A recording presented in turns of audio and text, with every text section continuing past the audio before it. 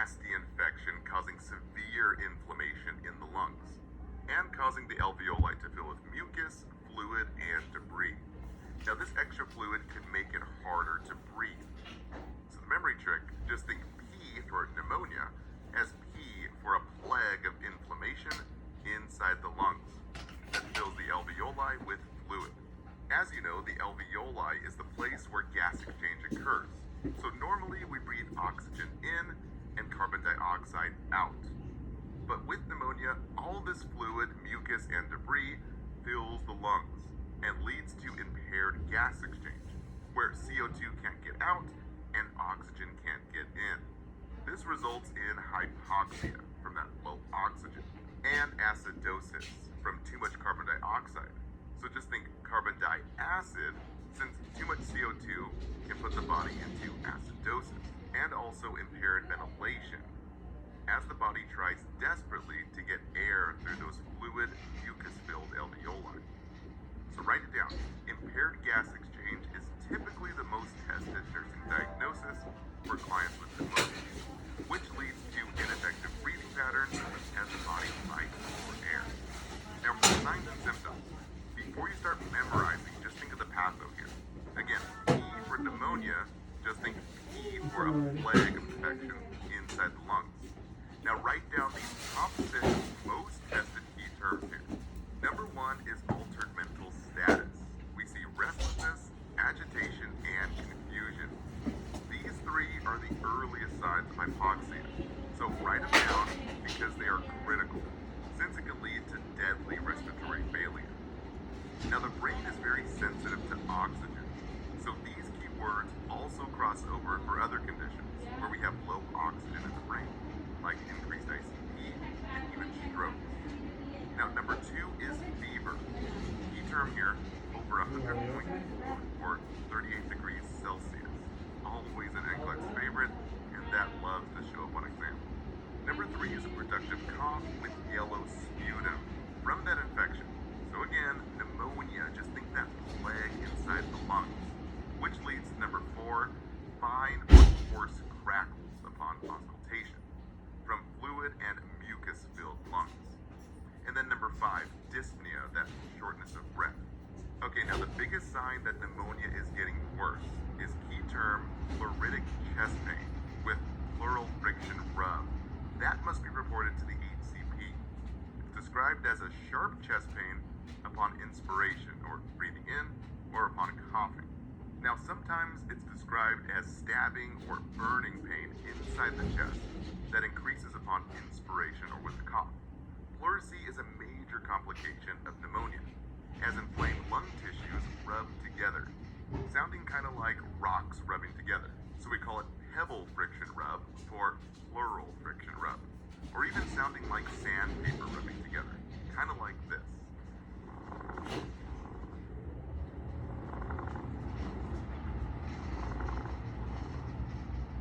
So Kaplan mentions a pleural friction rub is described as a gradient sound or vibrations heard during inspiration and expiration. Now other signs, which are not really key, include unequal chest expansion, bronchial breath sounds, which are high-pitched sounds, and tactile fermentitis. This presents as more vibrations from a patient's back when repeating certain phrases and indicates denser or inflamed lung tissue. Now a common NCLEX question here, a priority patient of who to see first. So a post-operative patient with suspected pneumonia with a normal temperature and an SpO2 of 94%, becoming key term here, restless and agitated. So remember, the key terms there for hypoxia, restless and agitated, definitely mental status change. So anytime you see the word post-op or post-operative, you must think the worst case scenario for priority patients is acute respiratory failure, even if the temperature is not elevated and the oxygen saturation is not drastically low. So just look for the key terms, restless and agitated. Now don't let the NCLEX trick you here on select all that apply questions.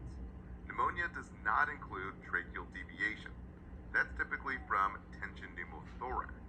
And it doesn't include hyperresonance, which is typical for a regular pneumothorax.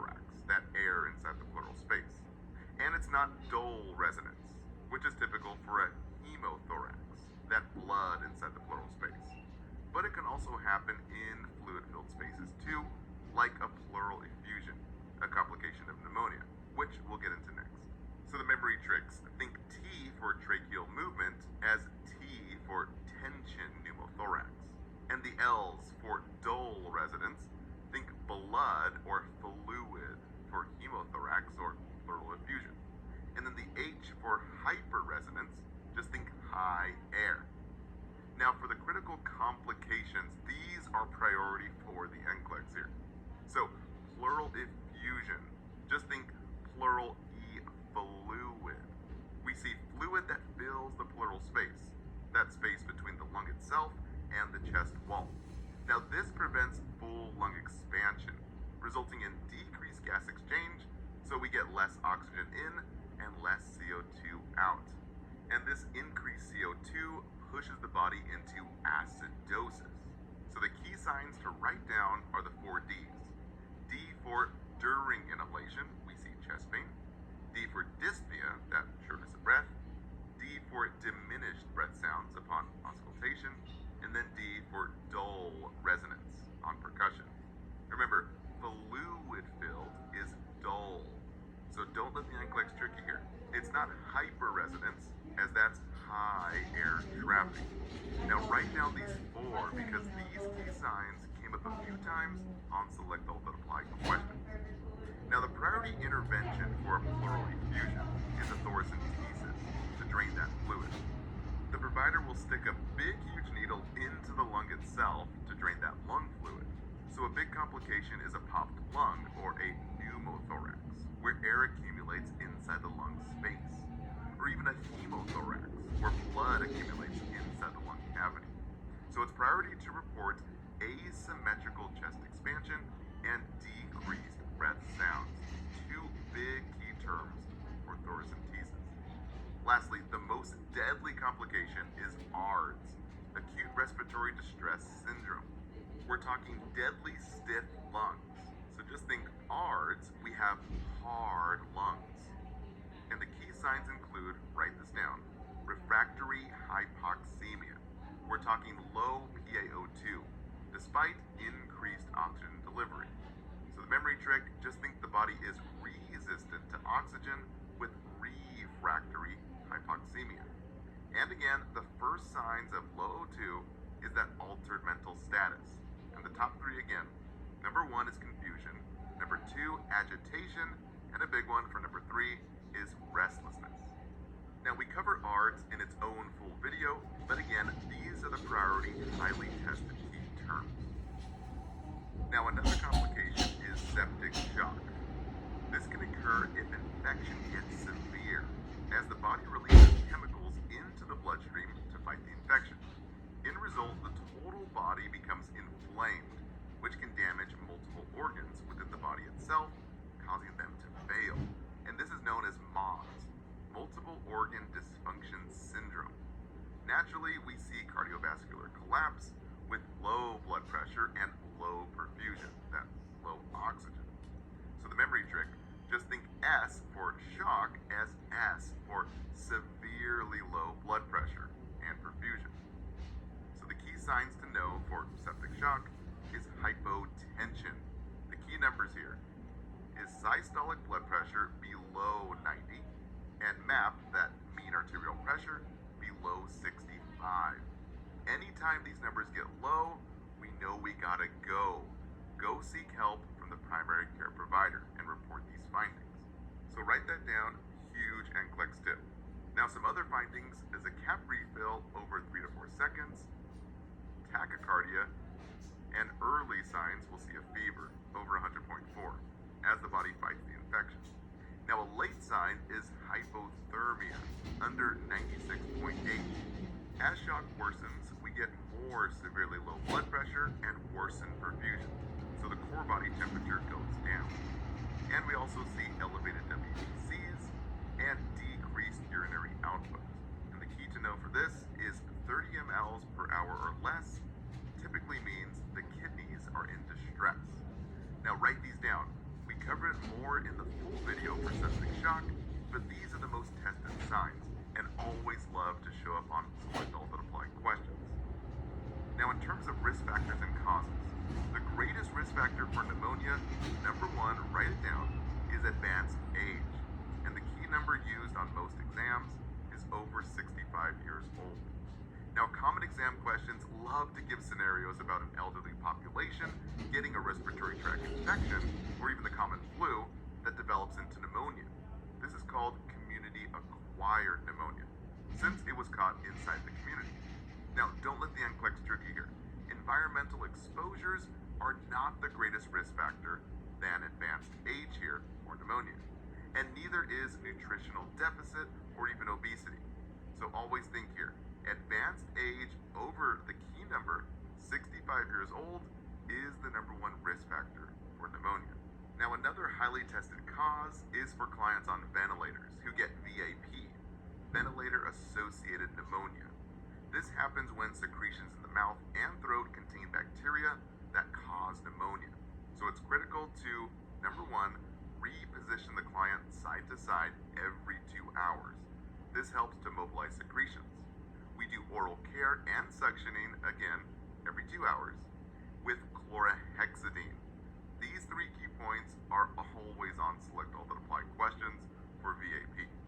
Now, the best indicators for VAP is, write it down, positive sputum culture and fever, and we also saw chest x-ray with new infiltrates. Now, don't let the NCLEX trick you here. Not lung sounds and not blood cultures. The best indicators here are diagnostics for VAP. Now, in general, prolonged immobility is another huge risk factor, since secretions are not mobilized and then get stuck in the body, as well as chronic diseases like COPD and clients who are immunosuppressed. But really a big one here is post-operative, or in other words, clients who have recently been out of surgery. We basically put the body to sleep with anesthesia, making the lungs low and slow. And now the alveoli are low and slow, or sleepy too. So we need to re-expand them to prevent collapse, that atelectasis, and prevent infection from settling in and getting trapped there. That's why we always turn, cough, and deep breathe, and always early ambulation after surgery, as well as use of the incentive spirometer to re-expand those closed alveoli.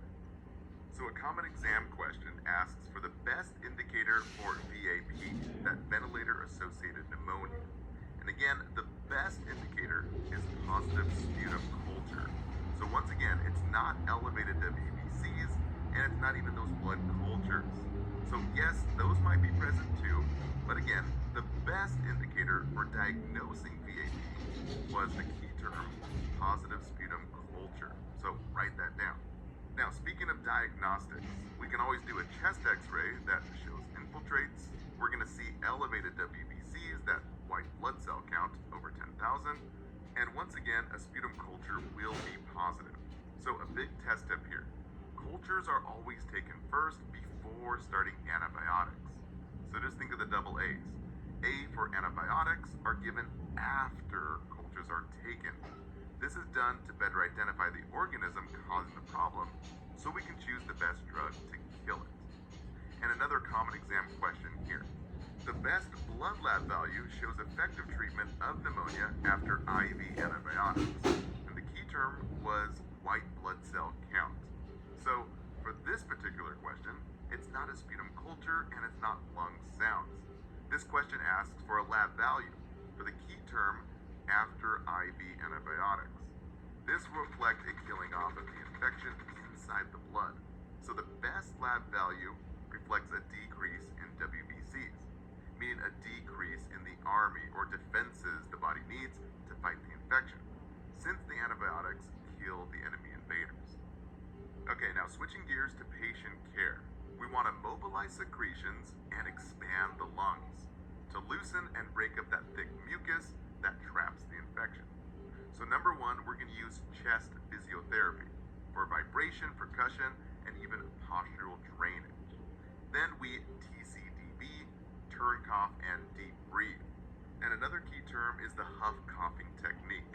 We teach the patients to breathe deep, relax the abdominal muscles, and then lean forward and forcefully cough or huff out the mucus. And we avoid cough suppressants. Remember, no medications called antitussives. We want that patient to cough. We don't want them to suppress the cough. And lastly, fluid. We want to increase that. So 2 to 3 liters per day, which helps to thin the mucus and makes it easier to cough out the infection. So Hesse mentions encourage 3 liters of fluid intake per day to promote expectoration. And then lastly, positioning. The head of the bed must be up. So the key term, high Fowler's position, helps lung expansion and helps the patient to cough. Now ATI mentions the priority intervention for decreased O2, dyspnea, and a productive cough. We want to place the client in high Fowler's position. So use that key term right there for positioning. Now lastly, in terms of positioning, hypoxia in unilateral pneumonia. We always, key term, write it down, put the good lung down. Now tricky NCLEX questions use this key term. Hypoxia with one-sided pneumonia. So common exam questions love to ask about a client with only right-sided pneumonia for the best position to improve oxygenation. So remember, put the good lung down. So if it's right-sided pneumonia, we put that left lung down in the left lateral position. This helps to increase blood flow and oxygenation to the good lung. So again, only if the question asks about the key terms here. So number 1, unilateral pneumonia with number 2, hypoxia or low oxygen saturation. Now don't get tricked here. This does not help with secretion removal, and we do not lay on the affected lung here. This will cause more restriction. And definitely not supine. So if it's hypoxia and one-sided pneumonia, then good lung is down. Now switching gears to post-operative care, a few key terms that love to come up on exams. So early ambulation within 8 hours after surgery.